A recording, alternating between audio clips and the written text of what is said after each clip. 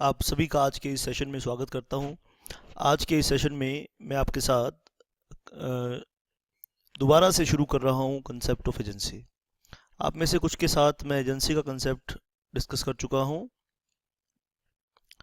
और कुछ लोगों ने वो क्लासेस अटेंड की हैं और कुछ लोगों ने बाद में ज्वाइन किया है। तो इस बात से फ़र्क नहीं पड़ता कि आपने वो क्लासेस ज्वाइन की हैं कि नहीं। तो आज के इस सेशन में एजेंसी की शुरुआत एकदम फ्रेश तरीके से होगी और इस बार मैं सेक्शन वाइज एक एक सेक्शन करके आपको मैं समझाऊंगा। तो कंसेप्ट की क्लास अगर आपने पहले कर ली है, बढ़िया बात है, अच्छी बात है।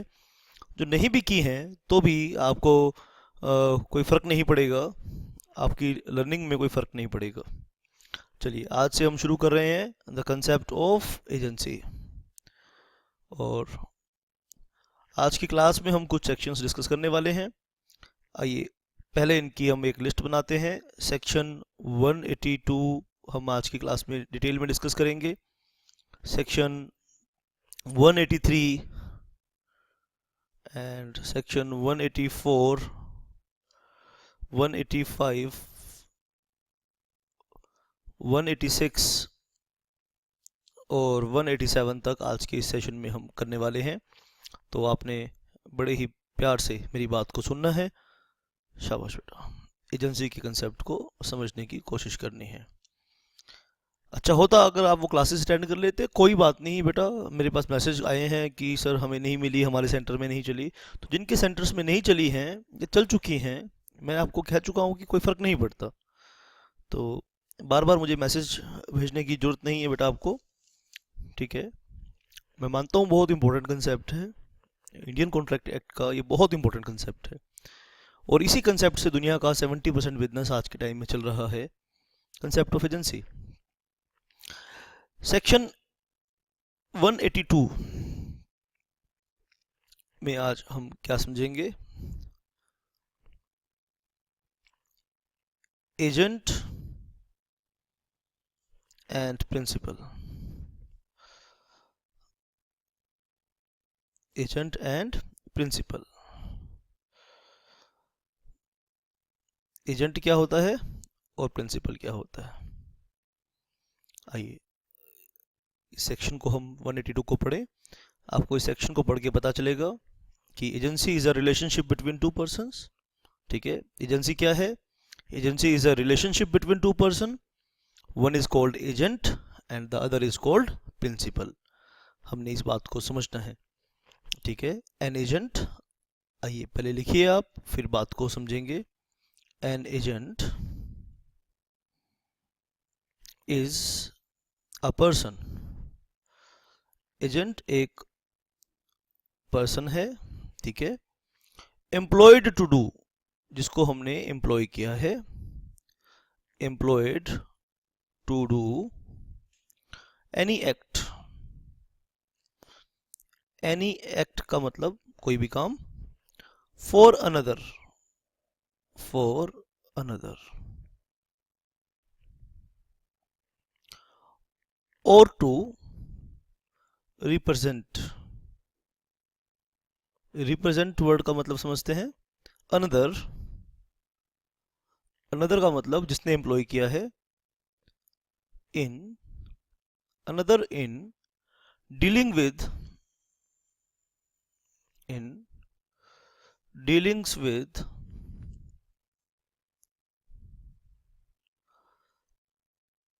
Third person. Dealing with third person, ठीक है। द पर्सन हु, शाबाश, बहुत ध्यान से आपने समझना है। The person for whom, the person, the person for whom the act is done, the act is done। or who is so represented, who is so represented is called the principal.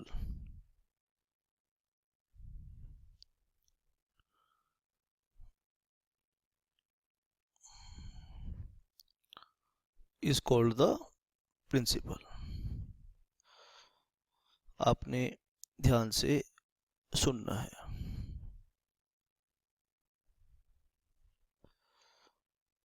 ठीक है, आपने ध्यान से बात को सुननी है, समझना है.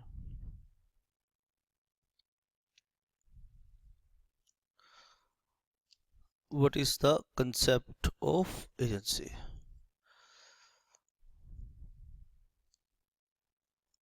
Concept of agency. A and B are two persons. ठीक है, शाबाश. तो दो पर्सन्स के बीच में जो कॉन्ट्रैक्ट है, इन दोनों में एक कॉन्ट्रैक्ट है, और उस कॉन्ट्रैक्ट में, ठीक है बेटा, उस कॉन्ट्रैक्ट के जरिए एक पर्सन ने दूसरे को एम्प्लॉय किया है. ठीक है, या तो कोई काम करने के लिए, to do any act for another, या तो बी ए के लिए कुछ काम करेगा, या तो बी ए के लिए कुछ काम करेगा, या उसे रिप्रेजेंट करेगा. Agency, contract of agency. Purpose की बात करें, ऑब्जेक्टिव की बात करें, क्या ऑब्जेक्टिव होता है? जो एजेंसी का ऑब्जेक्टिव होता है वो दो तरह का होता है. Either to act for the principal, या तो प्रिंसिपल के लिए कोई काम करना है, और to represent the principal, represent the principal. शाबाश बेटा.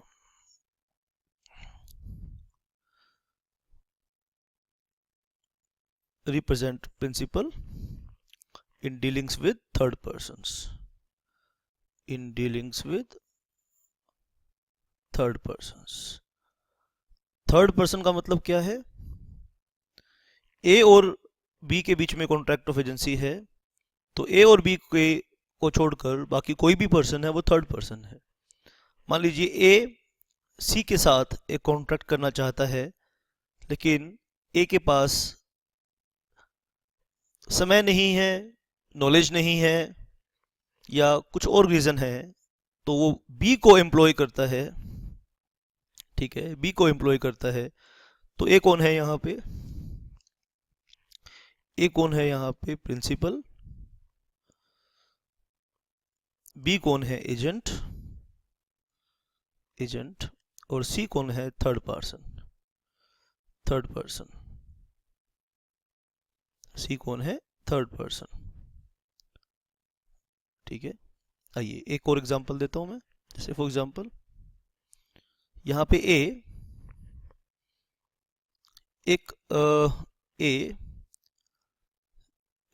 रिप्रेजेंट का एग्जांपल दे रहा हूं बेटा. How to make representation, what is the meaning of representation. A क्या है? एक कंपनी में शेयर होल्डर है. ए कंपनी में शेयर होल्डर है, ये एक कंपनी है. ठीक है, ये कंपनी है, और कंपनी अपनी एनुअल जनरल मीटिंग करने जा रही है, और कंपनी ए को ऐसा नोटिस भेजती है कि ए को एनुअल जनरल मीटिंग का इनविटेशन भेजती है, नोटिस कह लीजिए, इनविटेशन कह लीजिए, कि ए को मीटिंग में आना चाहिए.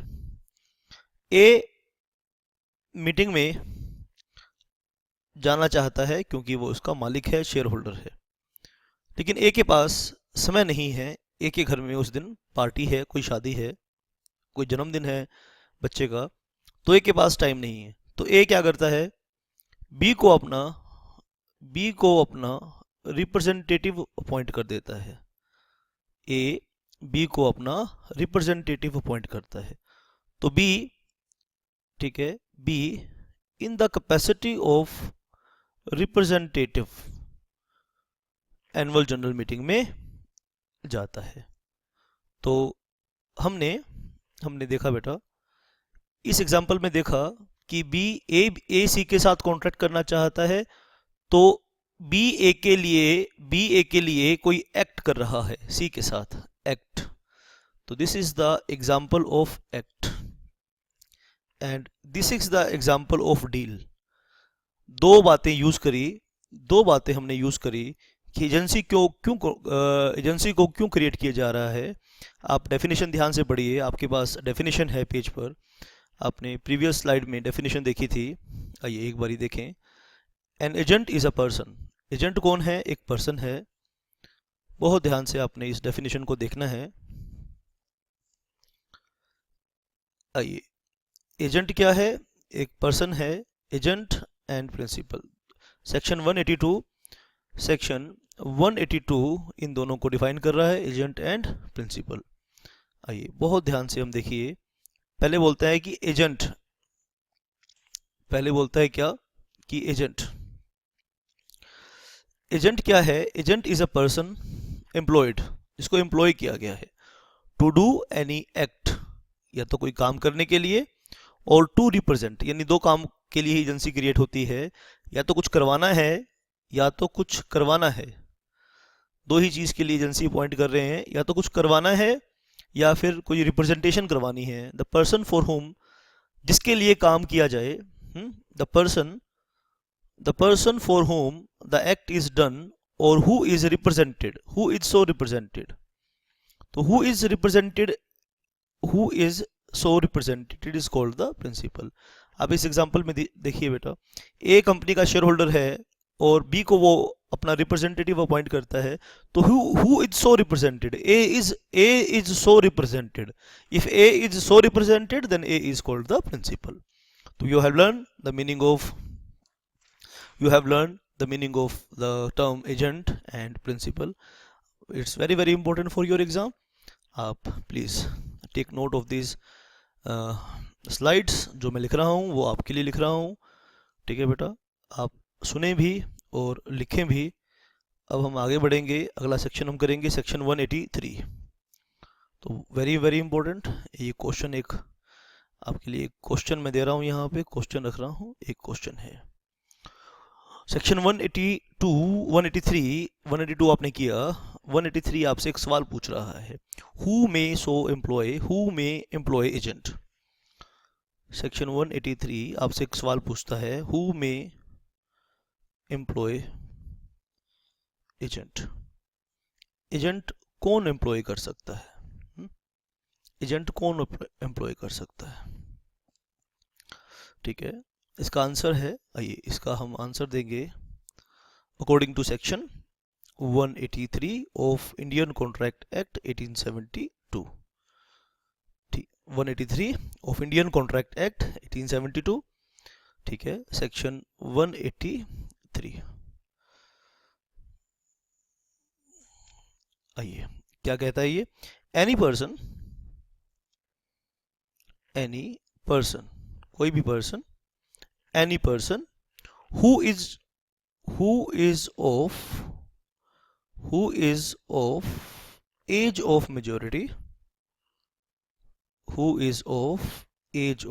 majority, जिसकी एज मेजोरिटी की हो, मेजर हो, ठीक है, अकॉर्डिंग टू द लॉ, जो भी उसका पर्सनल लॉ है, according to the law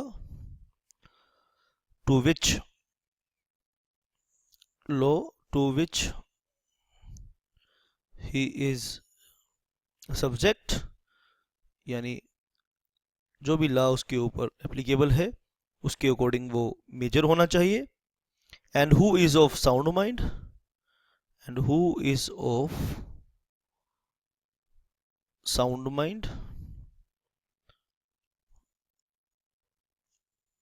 may employ an agent। और ऐसी ही कुछ language section 11 of Indian contract act में आप पढ़ते हैं। may employ an agent. ठीक है बेटा, section 183.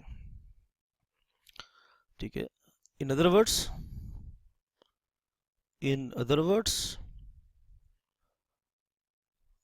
any person having contractual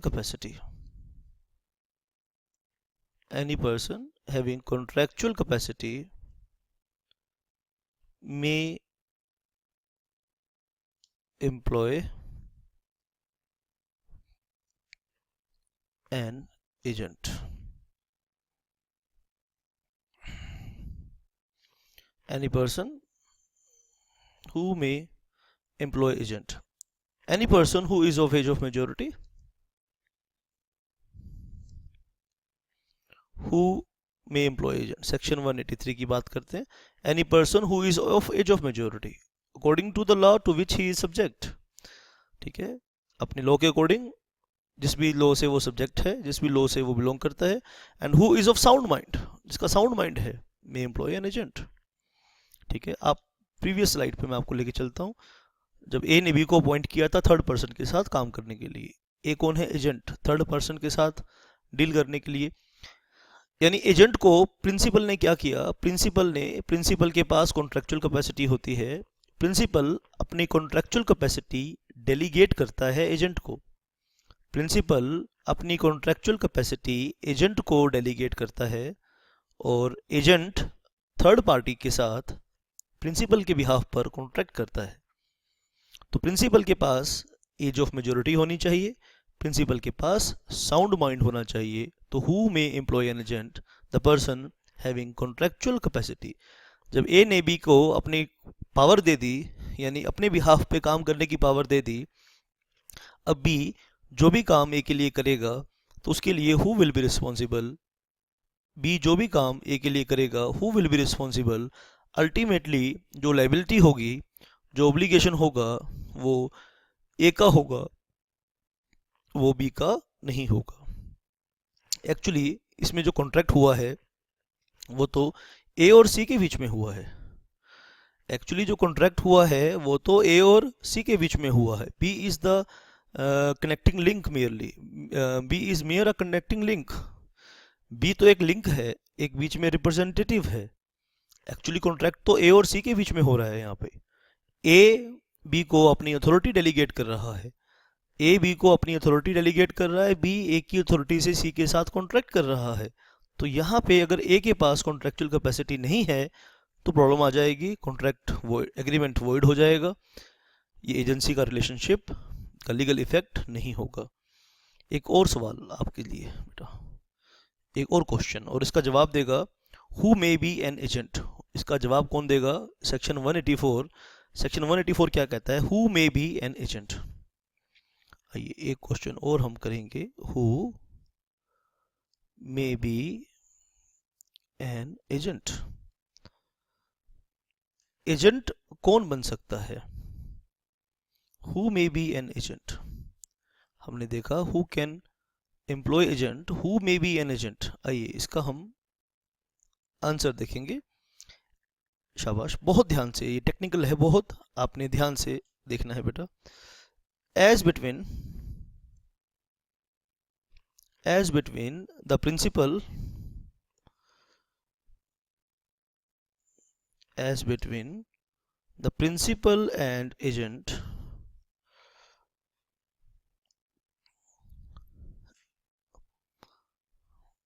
and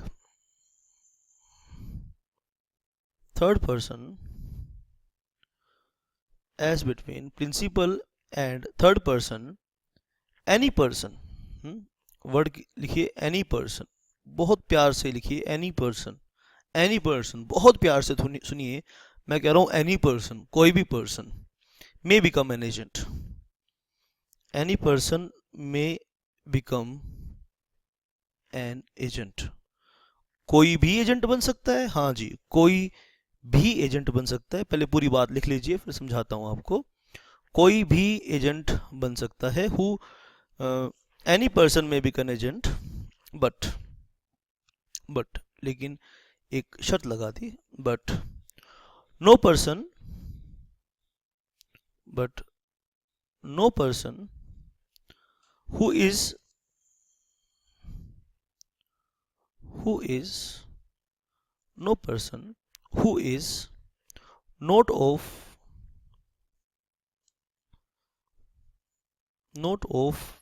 age of majority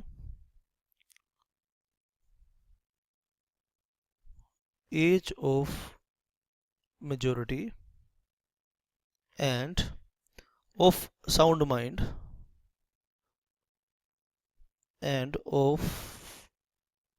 mind become an agent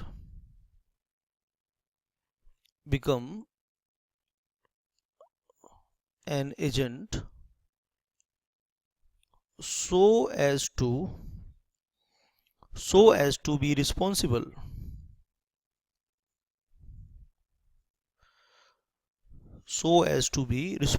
to his principal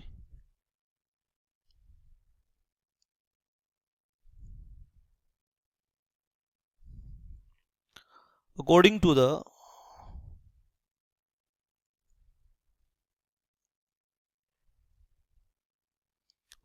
provisions of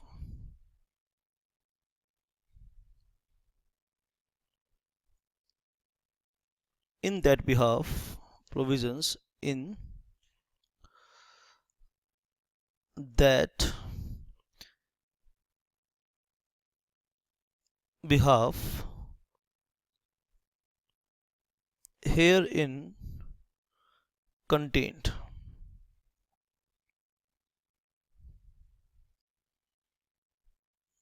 ठीक है बेटा. But no person who is not of age of majority and of sound mind become an agent so as to be responsible to his principal according to the provisions in that behalf herein contained. शाबाश बेटा. तो आइए मैं इस बात को एक दूसरे एंगल से आपको समझाना चाहता हूँ. ठीक है, हम सेक्शन 184 की बात कर रहे थे. इधर हम यहाँ पे सेक्शन 184 की बात कर रहे हैं.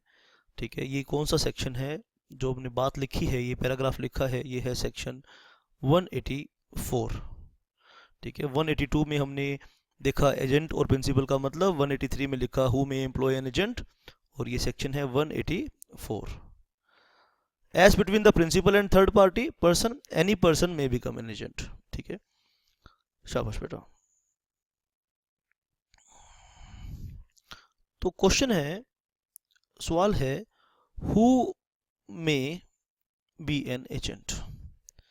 एजेंट कौन हो सकता है, ये सवाल है हमारे सामने. और सेक्शन 184 ने इसका जवाब दिया है. कहता है जी एनी पर्सन. अब एनी पर्सन जो ये है, ये कोई भी हो सकता है, ये माइनर भी हो सकता है, ये कोई भी हो सकता है. कोई भी, एनी पर्सन मतलब एनी पर्सन मतलब कोई भी पर्सन, एनी पर्सन. लेकिन यहाँ दो सिचुएशन हैं, सेक्शन 184 दो सिचुएशन क्रिएट कर रहा है. Whether first situation is whether there is personal liability of agent, whether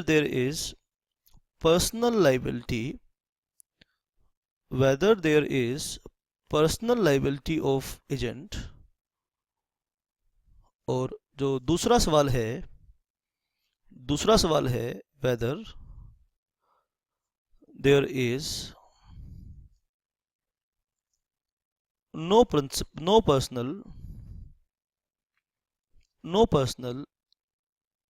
whether there is no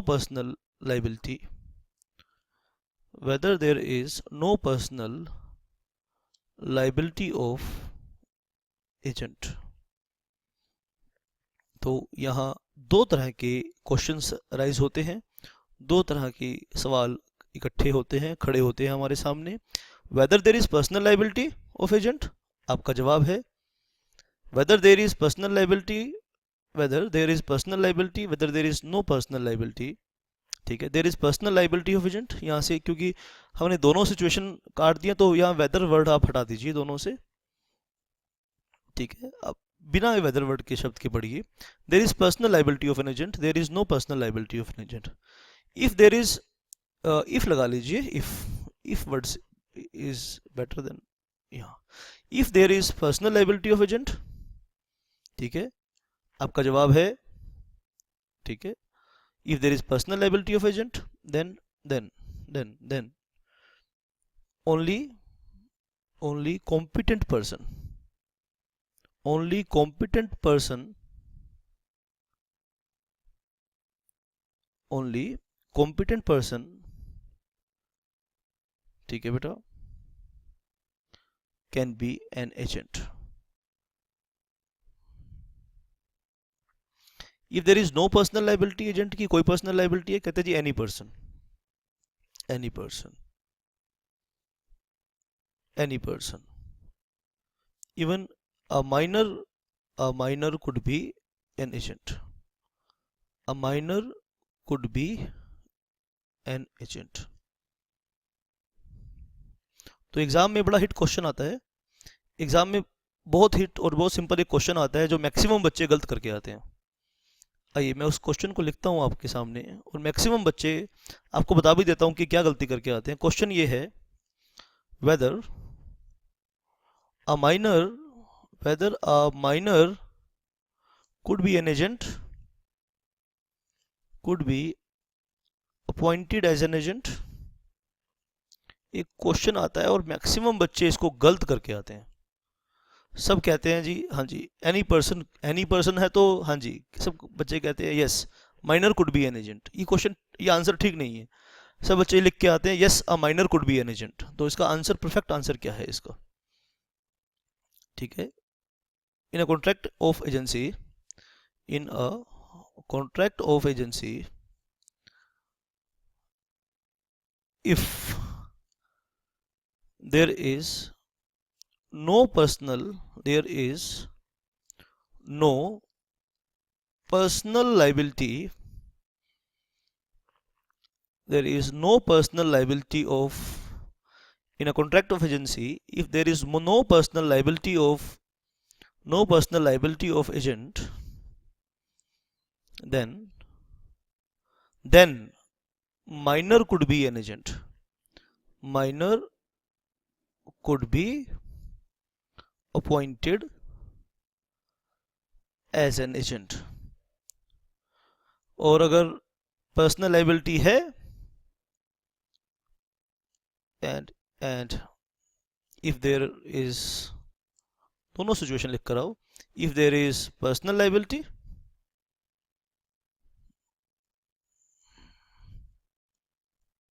then minor, और स्टूडेंट्स आधी बात लिख के आते हैं yes minor could be an agent. ये क्वेश्चन लिख के, ये आंसर लिख के आते हैं, टेक्निकली ये आंसर रॉन्ग है।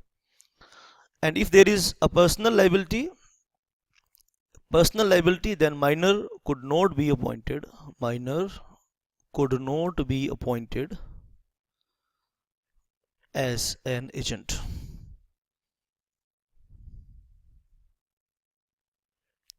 as an agent। शाबाश बेटा, ये हमने देखा।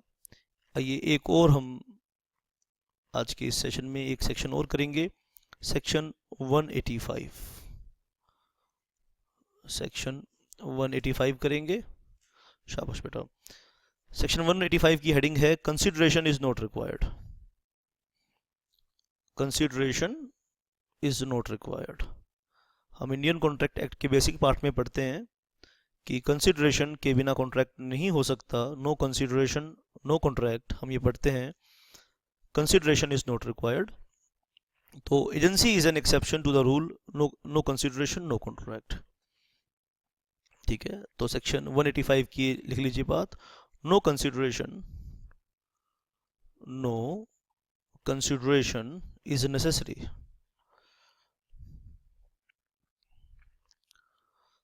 no consideration is necessary to create an agency।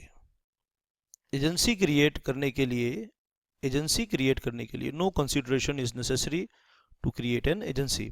Agency create करने के लिए कोई भी no consideration is necessary to create an agency, agency create करने के लिए कंसिडरेशन नहीं चाहिए, ठीक है। तो आप इस तरह से, इन अदर वर्ड्स, इसी बात को आप एक तरीके से और भी लिख सकते हैं, in other words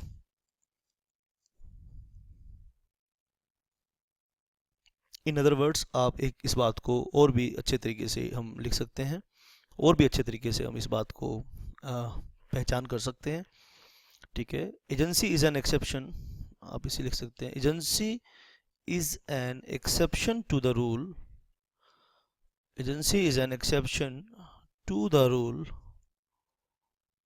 no consideration no contract, no consideration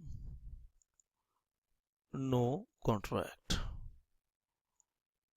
तो ध्यान से आपने इस बात को समझना है और नोट्स बनाने हैं आपने। ठीक है, एजेंसी का कंसेप्ट कर रहे हैं, बहुत इंपॉर्टेंट कंसेप्ट है एग्जामिनेशन पॉइंट ऑफ व्यू से। कोई भी डाउट है इस रिस्पेक्ट में आप मुझसे पूछ सकते हैं। Thanks lot for watching, thank you very much.